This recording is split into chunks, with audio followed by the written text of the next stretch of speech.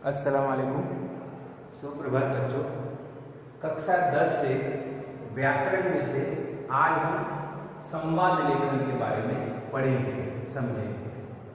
संवाद लेखन, संवाद मतलब क्या? सामान्य बोलचाल की भाषा। जैसे दो या दो से अधिक व्यक्तियों के बीच में वार्तालाप हो उसे संवाद कहते हैं। अब व्याकरण में मैंने आपको हमेशा कहा है कि व्याकरण भाषा की आत्मा है। जैसे हमारे शरीर में आत्मा है तो ही सब जीवंत है, उसी तरह किसी भी भाषा में अगर व्याकरण पर आपकी पकड़ मजबूत होगी उतनी ही भाषा पर आपकी पकड़ मजबूत होगी।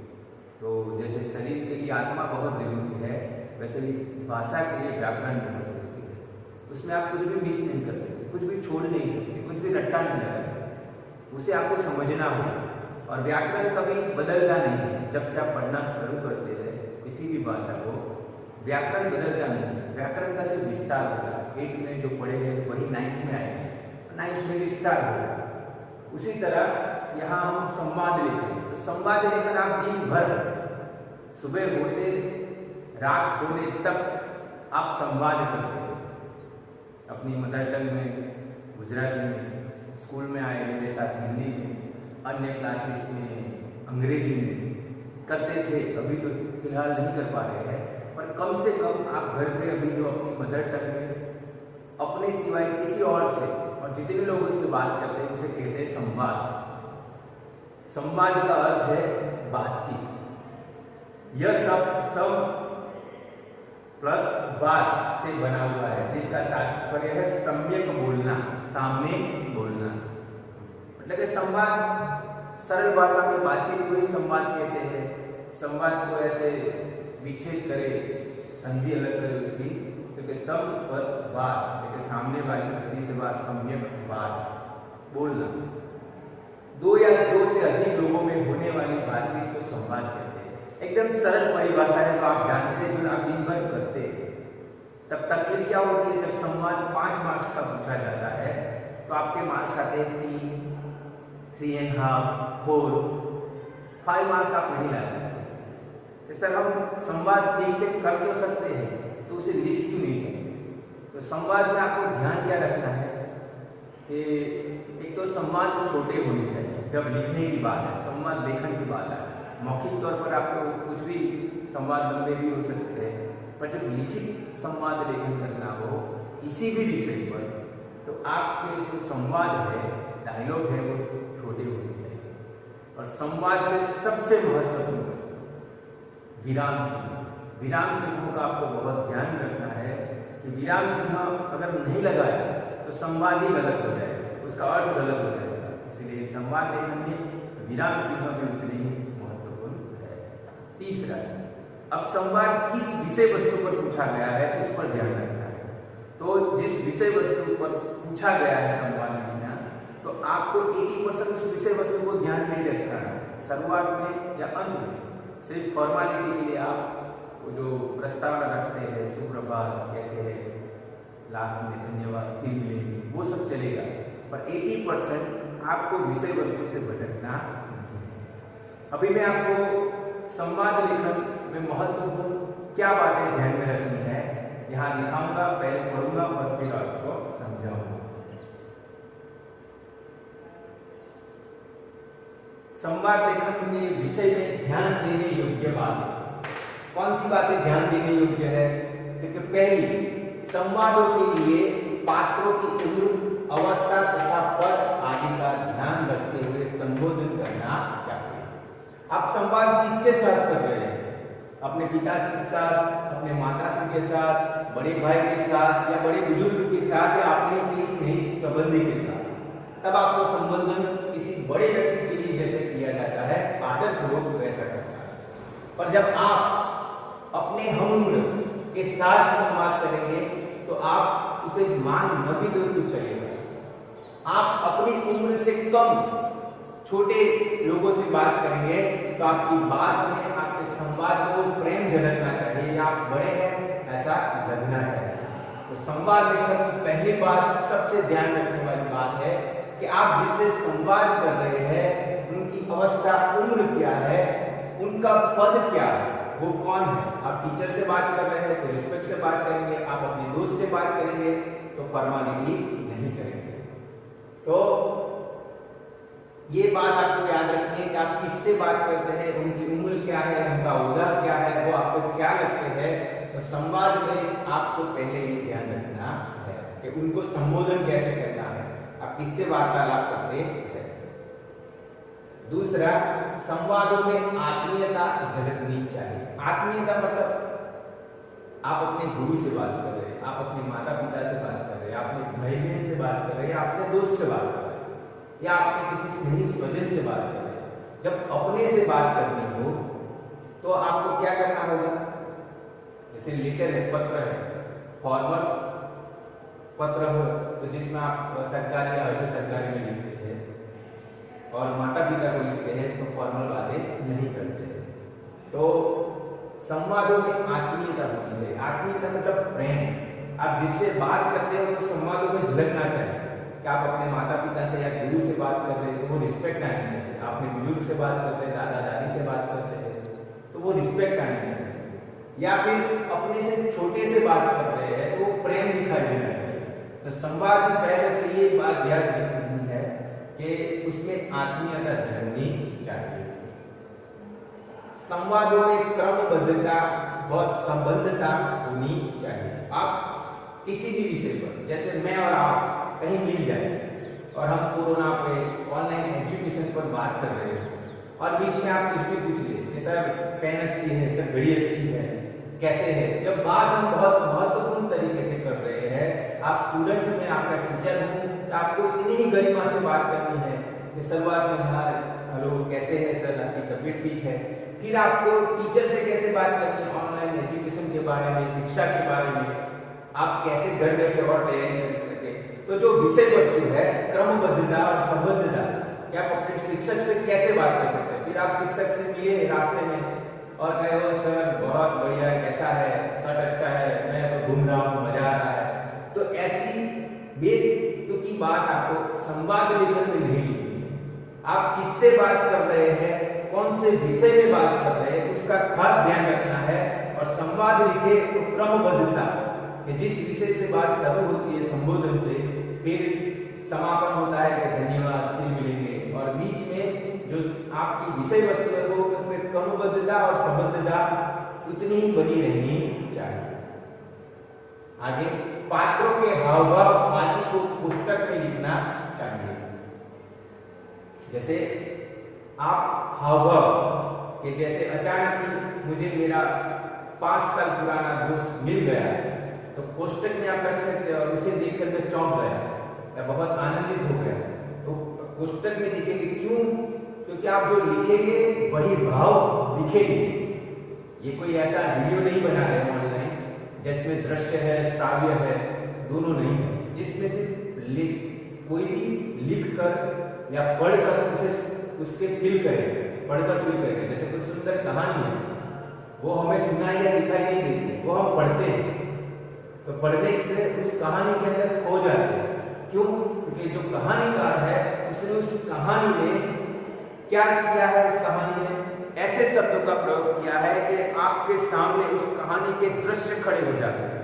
तो आप भी संवाद लेकर लिखे तो क्या लिखना है कि पात्रों के हाव भाव, जो पात्र हाव भाव, गुस्सा होता है या फिर उसे प्रेम आता है या फिर अचानक से खुशी मिलती है या कहीं चोट लगी है, उसको दर्द का एहसास है, तो जितने भी हाव भाव है वो आप पुस्तक में लिखेंगे तो और सुंदर लगेगा। पर शॉर्ट संक्षिप्त में लिखना है।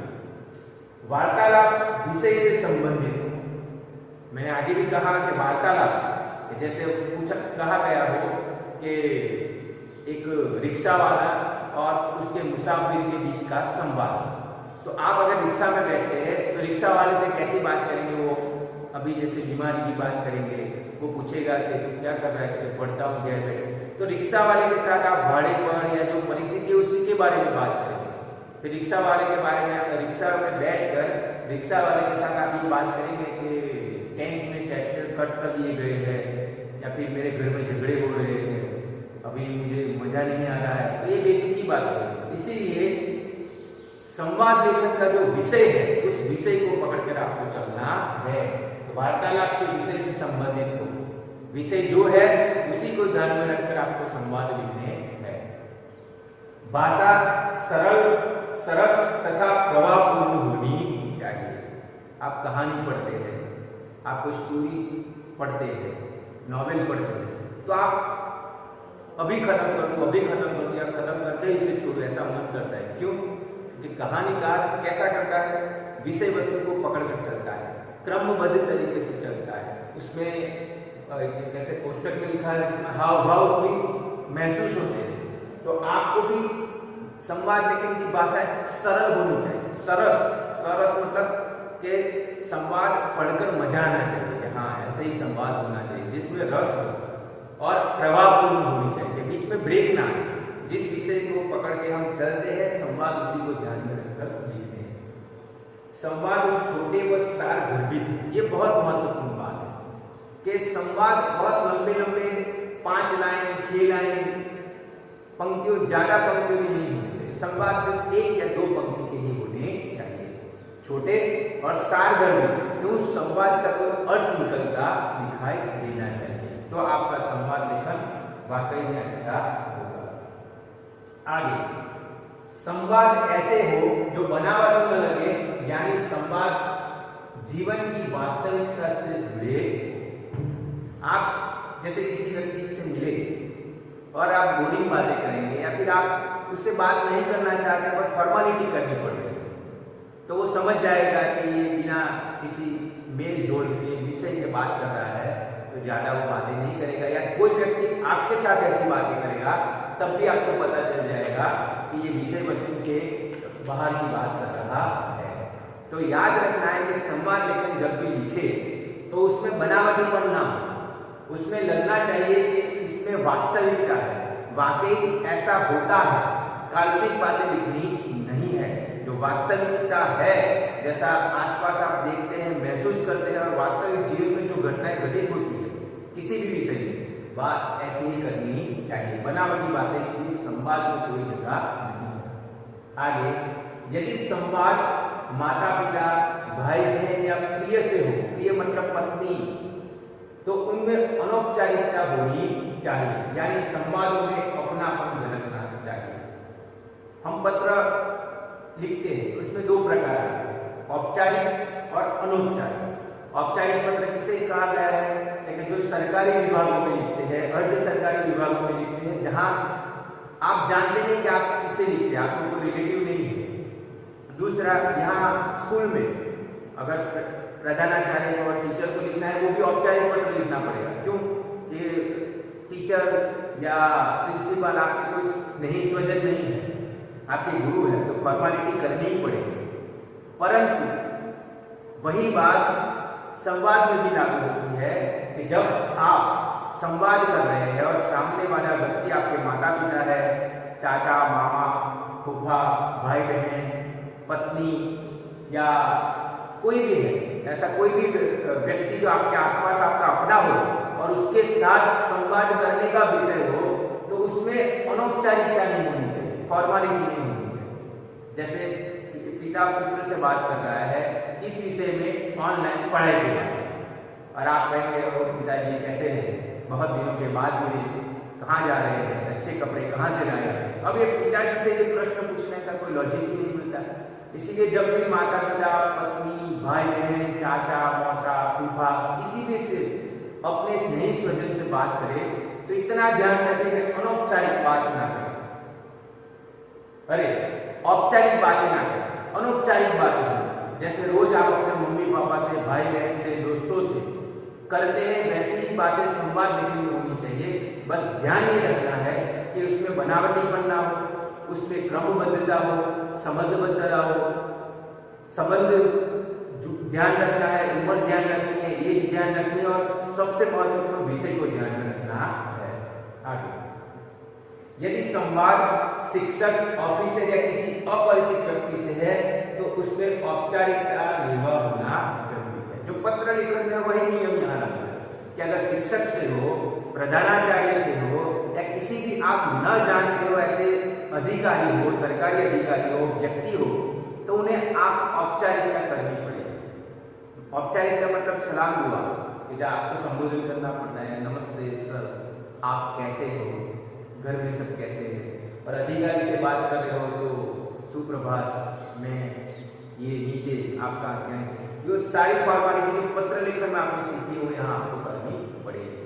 अगर नहीं सीखी है तो मैं वो पत्र लेखन भी यहाँ सिखाऊंगा। तो यदि संवाद शिक्षक से हो, ऑफिसर से हो या अपरिचित व्यक्ति से हो, तो आपको औपचारिकता का निर्वाह करना पड़ेगा। इसमें संवाद में, आपके शब्दों में, आपकी भाषा में वार्तालाप अवसर के अनुकूल होना चाहिए। वार्तालाप, फिर से बात वही आई कि जो संवाद आप लिखते हैं, अवसर, जैसे कोई दुखद प्रसंग बताया जाता है तो वार्तालाप उस दुखद प्रसंग को ध्यान में रखकर ऐसे हावभाव होने चाहिए। किसी की मौत की बात है और उस पर संवाद है तो उसको ध्यान में, पढ़ाई है तो उसको ध्यान में, फनफेयर की बात की, मेले की बात की तो एंजॉय करते हुए, हंसते हुए उस बात। तो याद रखना है कि जो विषय वस्तु है, जो अवसर है, जो प्रसंग है, उसको ध्यान में रखकर ऐसे हावभाव और ऐसा वार्तालाप मतलब संवाद होना चाहिए। संवादों में यथासंभव हंसी मजाक तथा कुशल क्षेम की बातें भी लिखनी चाहिए। जैसे आपके दोस्त साथ आप संवाद करते हैं आपके दोस्त के साथ, तो क्या आप एकदम सीरियस संवाद करेंगे? दोस्तों के साथ तो हंसी मजाक भी कर लेंगे। माता पिता के साथ आप कहीं घूमने गए, सिनेमा देखने गए, तो उस संवाद में भी हंसी मजाक होना चाहिए, क्योंकि आप ऐसी जगह है, मूवी देखने गए हैं दोस्तों के साथ है, किसी संबंधी के घर गए हैं तो वहाँ पूछेंगे आप कैसे हैं, वो कैसे है, वो कैसे है, कुशल क्षेम। तो याद रखना है संवादों में जरूरत पड़ने पर अवसर के अनुसार हंसी मजाक और कुशल क्षेम की भी बातें लिखनी चाहिए।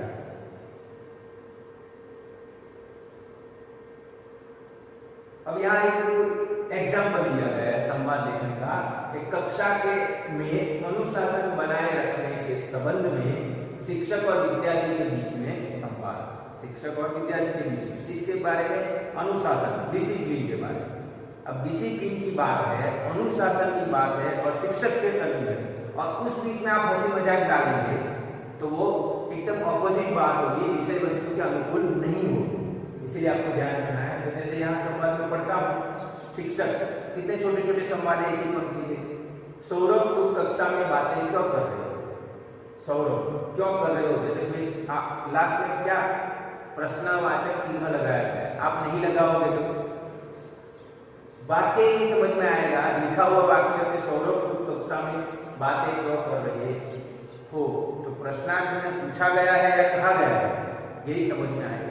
तो ये विराम चिन्ह है, सौरभ, जैसे किसी को भी संबोधन करो उसके बाद उद्गारवाचक चिन्ह आएगा, और उद्गारवाचक चिन्ह कहाँ कहाँ आया वो आप 9th में अच्छी तरह से पढ़ चुके हो। तो यहाँ याद रखिए, यहाँ विराम चिन्हों का बहुत महत्व है।